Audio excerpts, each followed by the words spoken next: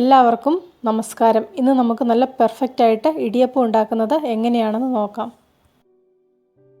ഈ ഒരു രീതിയിൽ ഇടിയപ്പം ഉണ്ടാക്കിയെടുക്കുകയാണെങ്കിൽ നല്ല സോഫ്റ്റും ടേസ്റ്റിയുമായിട്ടുള്ള ഇടിയപ്പം ഉണ്ടാക്കിയെടുക്കാം. ഇടിയപ്പം ഉണ്ടാക്കുന്നതിന് വേണ്ടി 3 കപ്പ് അരിപ്പൊടിയാണ് ഇവിടെ എടുക്കുന്നത്. 4 പേർക്ക് നന്നായിട്ട് കഴിക്കാനുള്ള ഇടിയപ്പം 3 കപ്പ് അരിപ്പൊടി കൊണ്ട് നമുക്ക് ഉണ്ടാക്കിയെടുക്കാൻ പറ്റും. ഇടിയപ്പം ഉണ്ടാക്കുമ്പോൾ എപ്പോഴും ഒട്ടും തരിയില്ലാത്ത അരിപ്പൊടി വേണം എടുക്കാൻ. ഇതിലേക്ക് കുറച്ച് ഉപ്പും കൂടെ ചേർത്ത് നന്നായിട്ടൊന്ന് മിക്സ് ചെയ്തെടുക്കാം. അടുത്തതായിട്ട് ഇതിലേക്ക് ചേർത്ത് കൊടുക്കുന്നത് നല്ല തിളച്ച വെള്ളമാണ്. ഇത് നേരത്തെ അരിപ്പൊടി അളന്ന അതേ അളവുള്ള കപ്പ് തന്നെയാണ്. 250 മില്ലിയാണ് ഇതിൻ്റെ അളവ്. 2 കപ്പ് തിളച്ച വെള്ളം ഇതിലേക്ക് ചേർത്ത് കൊടുക്കുന്നുണ്ട്. അതായത് 3 കപ്പ് പൊടിക്ക് 2 കപ്പ് തിളച്ച വെള്ളമാണ് ഇതിലേക്ക് ചേർത്ത് കൊടുത്തിരിക്കുന്നത്. ഇതിപ്പോൾ കൈകൊണ്ട് തൊടാൻ പറ്റാത്ത അത്രയും ചൂടാണ്. ഇത് സ്പൂൺ കൊണ്ട് ഇതുപോലെയൊന്ന് മിക്സ് ചെയ്ത് വെക്കാം. മുഴുവൻ പൊടിയിലും വെള്ളമാകുന്ന വിധത്തിൽ ഇതൊന്ന് മിക്സ് ചെയ്ത് വെക്കണം. ഈ കൂട്ട് ഒരുപാട് തണുത്തു പോകാൻ പാടില്ല. കൈകൊണ്ട് തൊടാൻ പറ്റുന്ന ചൂടുള്ള ആ പരുവത്തിൽ ഇത് നന്നായിട്ടൊന്ന് കുഴച്ചെടുക്കണം. കൂട്ട് തീരെ തണുത്തു പോയിട്ടുണ്ടെങ്കിൽ നല്ല പെർഫെക്റ്റ് ആയിട്ട് ഇടിയപ്പം ഉണ്ടായി വരില്ല. ഒരുവിധം ചൂടോടുകൂടെ തന്നെ ഇത് നന്നായിട്ടൊന്ന് കുഴച്ചെടുത്ത് വെച്ചിട്ടുണ്ട്.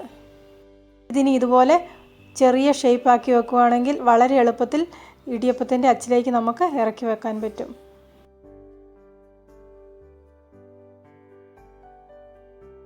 സാധാരണ അപ്പച്ചമ്പിന് 3 തട്ടായിരിക്കും ഉള്ളത്. അതിൽ ഏറ്റവും മുകളിലത്തെ തട്ടും താഴത്തെ തട്ടുമാണ് ഇവിടെ എടുക്കുന്നത്. കുറച്ച് ഗ്യാപ്പ് കിട്ടുന്നതിന് വേണ്ടിയാണ് ഇതുപോലെ ചെയ്യുന്നത്. ഇഡ്ഡലി തട്ടിലേക്ക് കുറച്ച് എണ്ണ പുരട്ടി കൊടുക്കുന്നുണ്ട്. ഇടിയപ്പത്തിൻ്റെ അച്ചിലേക്ക് ഇതുപോലെ ഈസി ആയിട്ട് കുഴച്ച് വെച്ചിരിക്കുന്ന ഇടിയപ്പത്തിൻ്റെ കൂട്ടിട്ട് കൊടുക്കാം. അതിനുശേഷം എല്ലാ തട്ടിലേക്കും കുറേശ്ശെയായിട്ട് ഇതുപോലെ പ്രസ് ചെയ്ത് കൊടുക്കാം.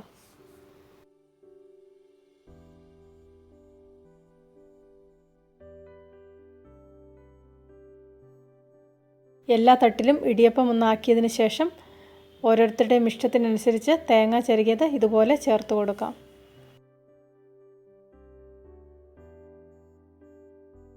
തേങ്ങ ചിരകിയത് ചേർത്തതിന് ശേഷം വീണ്ടും ഇതുപോലെ ഇടിയപ്പം മുകളിലായിട്ട് ആക്കി കൊടുക്കുക.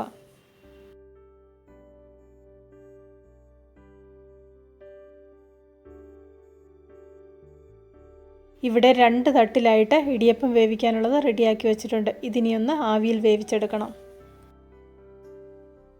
ഇവിടെ ഒരു അപ്പച്ചമ്പിൽ വെള്ളം തിളയ്ക്കാൻ വേണ്ടി വെച്ചിട്ടുണ്ട്. ഇത് നന്നായിട്ട് തിളച്ച് വരാൻ തുടങ്ങിയിട്ടുണ്ട്. ഇതുപോലെ ഇടിയപ്പം വെക്കുന്ന സമയത്തൊന്ന് തീ കുറച്ചിട്ടിട്ട് വേണം വെച്ച് കൊടുക്കാൻ, അല്ലെങ്കിൽ കൈ പൊള്ളും. ഇടിയപ്പം വെച്ചതിന് ശേഷം നന്നായിട്ട് തീ കൂട്ടിയിട്ട് കൊടുക്കണം. ഞാനിവിടെ എടുത്തിരിക്കുന്ന അളവിൽ അരിപ്പൊടി എടുക്കുകയാണെങ്കിൽ 3 തട്ട് ഇടിയപ്പം ഉണ്ടാക്കിയെടുക്കാൻ പറ്റും.